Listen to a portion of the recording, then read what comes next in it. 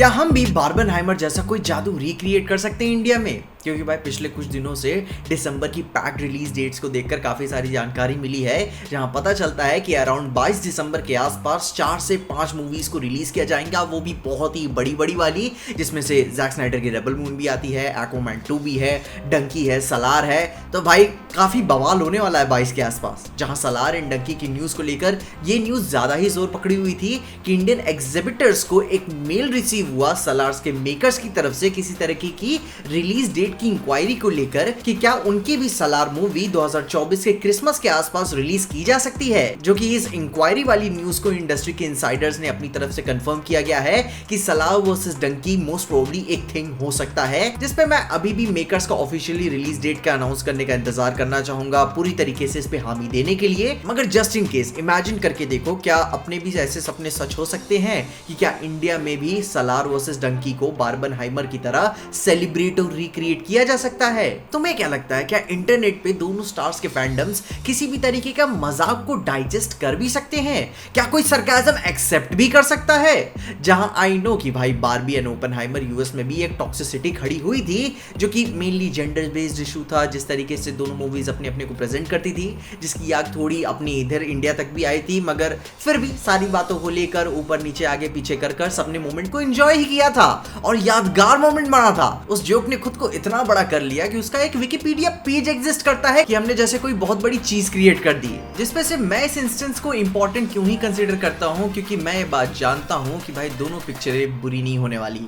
Rajkumar Hirani plus Shahrukh Khan एक अच्छा marriage है भाई, बहुत ही मजा आएगी। रुमाल लेके जाना, रोने के लिए तैयार रहना। एंड भाई उसके ऊपर से प्रशांत नील प्लस केजीएफ का यूनिवर्स को एक्सपैंड उनका करना, वो भी अपने डार्क नई टेक्नोलॉजी के अंदाज के साथ, भाई एक ट्रीट ही रहेगी। जहां ये वही ग्रेटा गर्विग और नोलन वाली बात तो हुई कि भाई दोनों डायरेक्टर्स कमाल के हैं, हम जानते थे कि दोनों ही पिक्चरें कमाल की होने वाली हैं, तो क्यों ना मोमेंट को एंजॉय करें, थोड़ा सा गर्म होए, थोड़ा सा मजे लें और भाई एक हेल्दी तरीके से कंपटीशन को बिल्ड करें, जिससे दोनों मूवीज को फायदा हुआ। क्योंकि भाई in the end of the day we are celebrating. Barbenheimer की वजह से कितनी चीजों को फायदा हुआ, उसकी कॉम्बो टी शर्ट्स मिल रही थी, भाई कपल्स कॉन्ट्रास्टिंग ड्रेस करके जा रहे थे, और भी कितनी तरीके की भाई क्रिएटिव बिजनेसेस को भाई थ्राइव करने का मौका मिला कि इन दोनों चीजों का एक अमेलगमेशन को प्रमोट करते हैं। लोग उसे एंजॉय कर रहे थे। इवन भाई अपना आशीष भी ओपेनहाइमर की स्क्रीन पे पिंक पहन के गया था, जो कि भाई यहाँ पे कोई लड़ तोड़ी ना रहा है, एंजॉय कर रहे हैं। लेकिन सब इतनी आसानी से समझ ही जाते तो ये बात करने की हमें जरूरत ही नहीं पड़ती।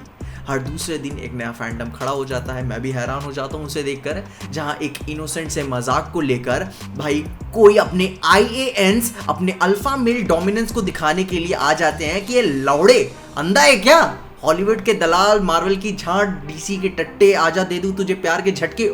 Why? भाई इनसे बहस करना तक बेकार है। आई विश कि भाई कि मुझे भी तुम्हारी तरह डिक राइडिंग को लेकर इतना पैशन होता, मगर I don't like these kinds of serious toxicity जो खुद को साबित करने के लिए तुम्हारे हलक तक चले जाते हैं।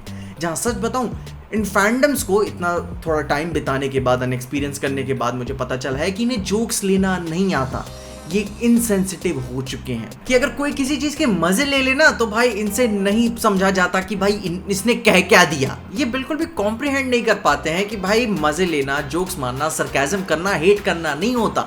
मुझे किस बात की जलन होगी भाई, वो उस मोमेंट को बस हमने एंजॉय किया एंड देन हम वहां से निकल गए। अपने पास जिंदगी में खुश होने के लिए बहुत ज्यादा चीजें नहीं होती, तो अगर हमने बार्बेनहाइमर को बनाया तो खुश होने के लिए बनाया, एक हेल्दी कंपटीशन के लिए बनाया, जिससे सबको फायदा हुआ। एंड अगर जस्ट इन केस फ्यूचर में भी ये जादू पॉसिबल हो पाता है सलार वर्सेस डंकी का, तो हम भी उसे सेलिब्रेट करेंगे, काफी एंजॉय करेंगे, जोक्स को शेयर करेंगे एंड मोमेंट को भाई सेलिब्रेट करना सीखेंगे एक हेल्दी तरीके से, ना कि किसी बच्चे की तरह सेंसिटिव चूतियों की तरह लड़ेंगे। सो नो फाइटिंग, कोई टॉक्सिक नहीं होगा, क्योंकि कोई इधर सेलिब्रिटी किसी का बाप नहीं है और ना ही कोई पिक्चर इतनी इंपॉर्टेंट है जिसके लिए तुम सीरियसली लड़ोगे। खैर बाकी तुम क्या सोचते हो, क्या हमारे पास भी ऐसा पोटेंशियल है कि इंडिया में भी बार्बेनहाइमर की तरह एक इवेंट खड़ा कर सकते हैं बिना सीरियसली झगड़ा किए? क्योंकि भाई वो झगड़ा बहुत ही वाहियात हो जाता है, डिस्गस्टिंग। क्योंकि मैंने देखा भी है, वो जो लगते हैं ना, जो कंपैरिजन होता है काफ़ी बुरा होता है फिर आगे चल के। जहाँ आई नो मुश्किलें आएंगी, मगर उनमें रास्ता हम ही को निकालना है। ताकि तुम्हें क्या लगता है, डंकी वर्सेस सलार एक पॉसिबल थिंग हो सकती है कि नहीं? बाकी इसके अलावा जो 22 को पिक्चरें रिलीज होने वाली हैं वो तो चुत गई हैं। बाकी तुम अपने एक्सपीरियंसेस बताओ, तुम्हें क्या लगता है, अपने ओपिनियंस में कमेंट जरूर बताना, मैं उसका जरूर इंतजार करूंगा। मगर इन्हीं सारी बातों के साथ साथ मैंने सेक्स एजुकेशन की सीजन 4 मतलब फाइनल सीजन के ऊपर बात की है, जिसके लिए आप मेरी वाली वीडियो जरूर चेकआउट कर लेना, तुम्हें सारी इन्फॉर्मेशन मिल जाएगी। मगर तब तक के लिए देखते रहिए पीजे एक्सप्लेन।